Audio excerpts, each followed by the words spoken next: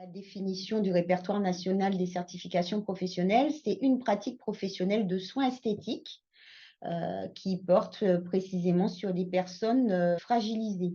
Donc, elles sont fragilisées soit par une atteinte à leur intégrité physique, la maladie, un accident, la vieillesse. Ça peut être aussi une atteinte à l'intégrité psychique sur la maladie mentale, un handicap psychique ou une addiction, la toxicomanie.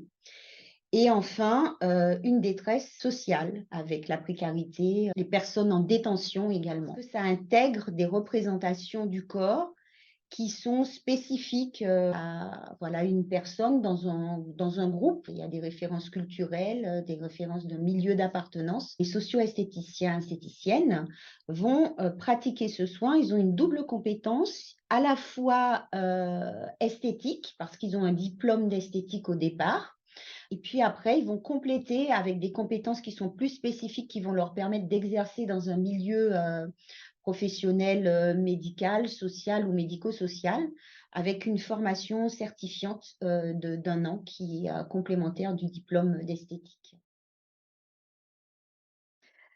Alors, la socio-esthétique va nous aider à orienter notre regard sur un champ qu'on connaît en réanimation, mais qui est peut-être insuffisamment investi ou qui l'est moins à un certain moment. Il y a une attention qui est donnée particulièrement au corps vulnérable, on l'a dit dans la définition.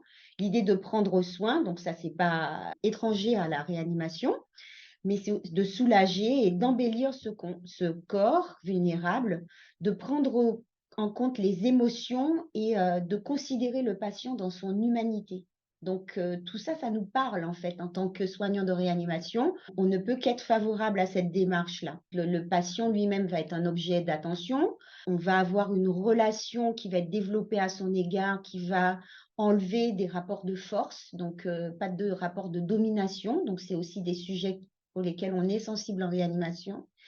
Et puis, le contact physique particulier aussi qui diffère de contact qui pourrait être douloureux. On associe un geste d'esthétique et un geste de confort. Tout cela est pertinent donc pour rendre pertinent la socio-esthétique en réanimation. Et puis nous, dans notre expérience, qu'est-ce qu'on voit? Qu'est-ce que ça apporte concrètement aux patients? Une amélioration esthétique immédiate, puisqu'il y a quand même un soin esthétique et amélioration visuelle de la peau qui est plus hydratée, qui va être lumineuse, de l'enveloppe corporelle qui va être réhydratée, une mise en beauté. Il y a une amélioration physique. On a parlé de la sensation de confort, d'apaisement de la douleur, et puis renouer aussi avec des sensations de plaisir qui sont liées au corps. Le corps n'est pas qu'un objet de souffrance, même en réanimation. Et puis, le troisième point, c'est l'amélioration psychologique aussi qu'on va retrouver chez les patients qui vont bénéficier de socio-esthétique, même à distance du soin, avec une perception de bien-être, de détente qui est décrite par les patients qui en ont bénéficié. L'idée de retrouver vraiment une identité d'homme ou de femme. La socio-esthétique, c'est pas que pour les femmes. C'est pas qu'une histoire de mise en beauté, c'est une histoire de bien-être, d'apaisement de souffrance, de douleur. Et donc, tout le monde est concerné. Les hommes sont aussi agréablement surpris des résultats. Pour les familles, on va voir aussi une réduction du sentiment d'impuissance parce que la socio-esthétique va pouvoir intégrer les familles, ils vont pouvoir participer à certains soins.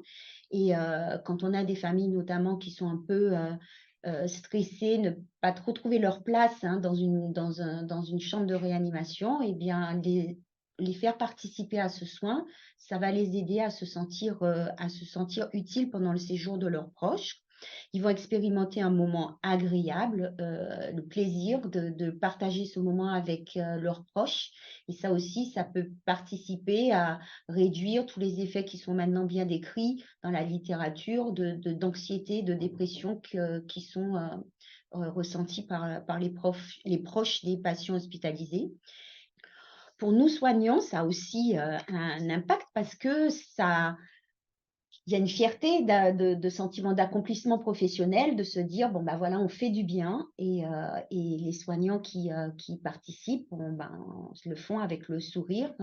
Et puis aussi, ça change le regard qui est porté sur le patient parce qu'on le voit moins comme l'objet de soins avec plein de tuyaux, plein rattachés à plein d'équipements invasifs. On le voit encore plus comme un être humain. Alors, je penserais au tout début, la mise en place de la socio-esthétique en réanimation. Je me rappelle d'un patient en particulier qui avait été admis en état de choc et puis son sepsis, c'était sur un point de départ pulmonaire. Il était guéri de son sepsis, mais le sevrage ventilatoire était très compliqué. Il restait dépendant de la machine malgré toutes les optimisations qui étaient faites par l'équipe. Et il restait très polypnéique et il avait des insomnies. Et ce patient, il a été décidé en staff qu'on allait lui proposer une séance de socio-esthétique.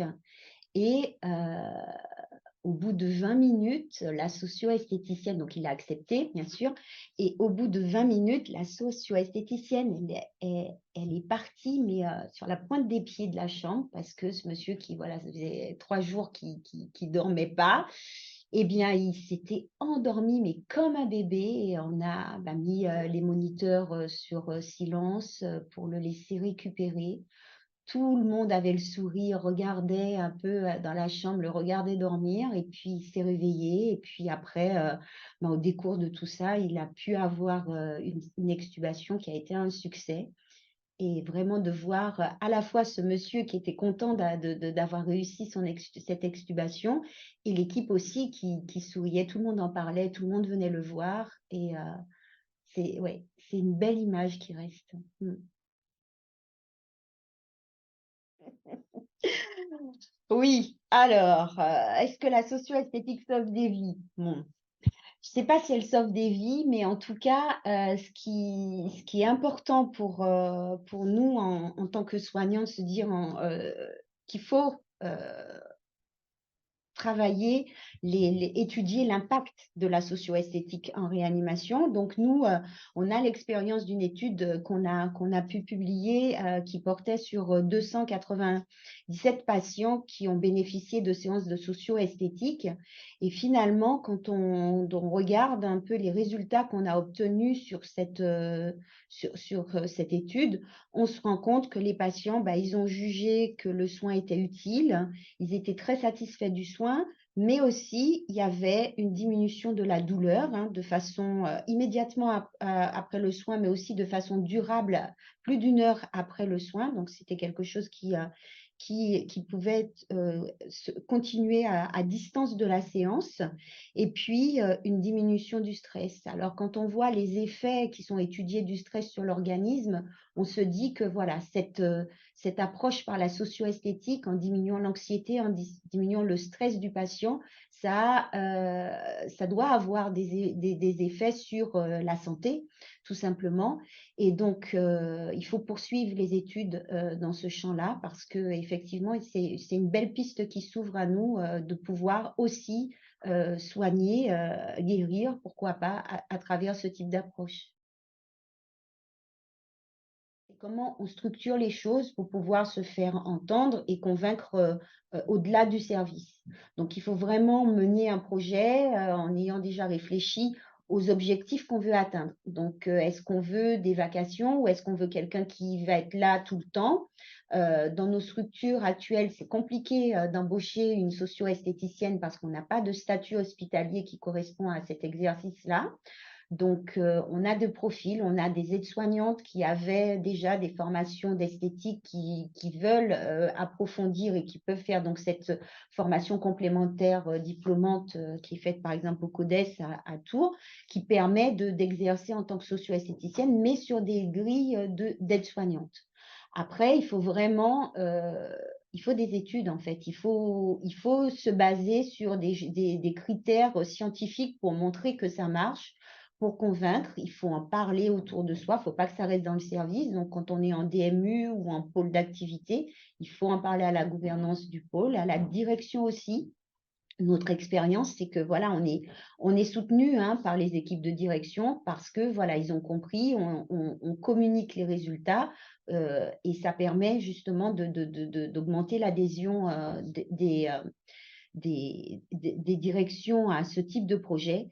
Et puis après, reste la question des financements. Et ça, pour ça, ben, il faut continuer à répondre à des appels à projets. Finalement, que ça soit sur le thème de la qualité de vie au travail ou de l'amélioration de l'expérience patient, je trouve que ce sont deux axes qui correspondent bien et qui permettent de retrouver quand même beaucoup d'appels à projets qui permettent d'initier déjà ces démarches-là. Après, ça peut être les deux. On peut faire un mix sur voilà, ce qu'on va apporter aux patients et ce qu'on peut apporter aussi à des soignants dans le cadre de l'amélioration de la qualité de vie au travail. Je dirais juste que c'est une expérience qui est passionnante et j'invite vraiment tout le monde à chercher.